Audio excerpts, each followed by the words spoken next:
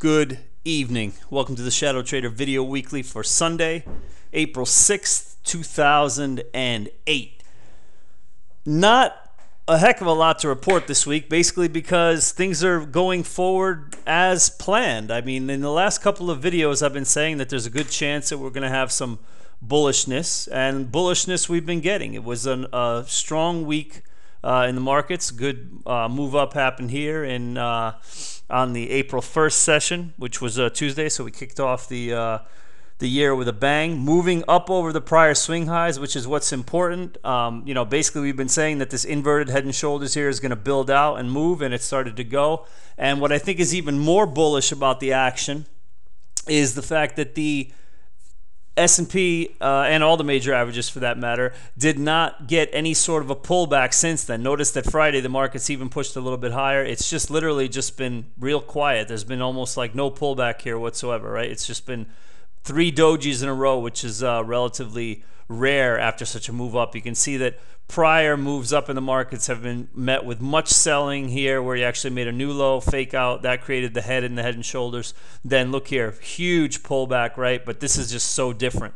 All right, this is what I'm trying to get everybody to notice, that the difference in this is that basically you're correcting by time and not price, that there's been no pullback. And if you look at what the breadth has been doing over the last couple of sessions here, I'll bring over this chart here, which is an hourly spider that shows the breadth ratio underneath, right? I bring this chart up every now and again to show people how this has been looking. Notice that as we moved up here on April 1st, right, you had this huge spike in the breadth up to like 85-90, which is good. Basically what this U-vol-D-vol ratio tells us is it's the up volume divided by the total volume. So if that number is close to 50, then you know that the up volume is only, is about half the equation, right? And the market's kind of doing nothing. What I like about this is notice that like when the market was selling off before, prior to this move up at the beginning of April here, you can see there was very negative breadth readings.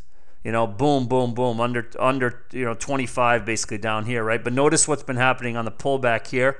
You've only come into parity, maybe just a little bit worse a couple times. So basically the market is showing us that it's digesting these gains, like I said, by time and not price, and proving it by under the hood not giving negative, not giving highly negative breadth readings on the pullback. Okay, so pretty much everything looks great in all the majors. One of the areas that I think we could be looking at as far as a target, since I do believe this is a more of a longer term hold this time. Those of you that follow the calls in our newsletter, you'll notice that we basically held, we were already started getting long down here and then got a little bit more long here, and we basically held all our positions through this pullback. If you want to go, if you just joined our newsletter, you can see that the dates are there for all the positions that we entered, and we never sold anything in here because we had felt that eventually this has to hold and there has to be a move up that continues, and we did get it. We had this follow through on April 1st. And so as I was saying, as far as a target, what we're thinking now,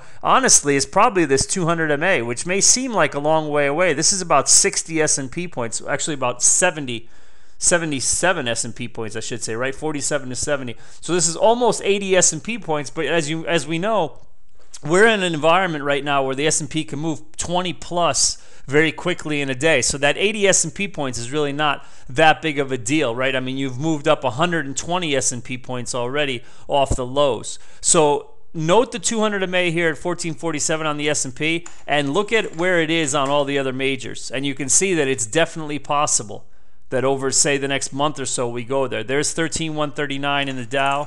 Here's the comp Q, 2549, and the NDX is looking really strong. And we took a position on Friday, I believe it was, in the Ultra ETF that tracks the NDX.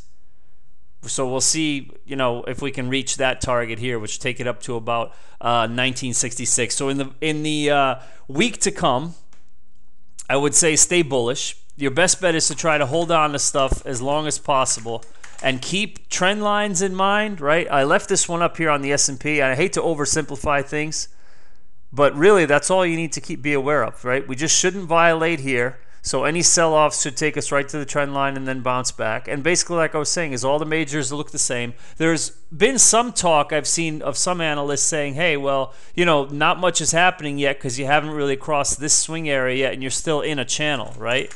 And if you look at the Dow, they're saying the same thing. They're saying unless we cross up over this 12.8, you're still in a channel. But I don't believe that, to be honest with you. I think that this market is showing a lot more strength than that, and I think that this is definitely telling in the fact that the market's not acting as it was before, where there were sell-offs that gave back the whole move and actually went lower. You know, so I feel there's definitely kind of a sea change, so to speak, happening in the markets. There could be some choppy action as we move up to these prior swing highs, but for the most part, I think we're going higher. Definitely at least as much as 12.8 in the Dow, and the SPX should definitely test these highs this week. So if there is going to be any near-term sell point on any long positions, I would say it's not going to happen now. It wasn't last week, which was the pullback that we held through. We also didn't sell anything this week. I think we only sold one of the stocks out of the 6 that we were long, and then we replaced it with that NDX ultra long I was just telling you about. So if there is going to be any sell point, you want to see these prior swing highs here first, but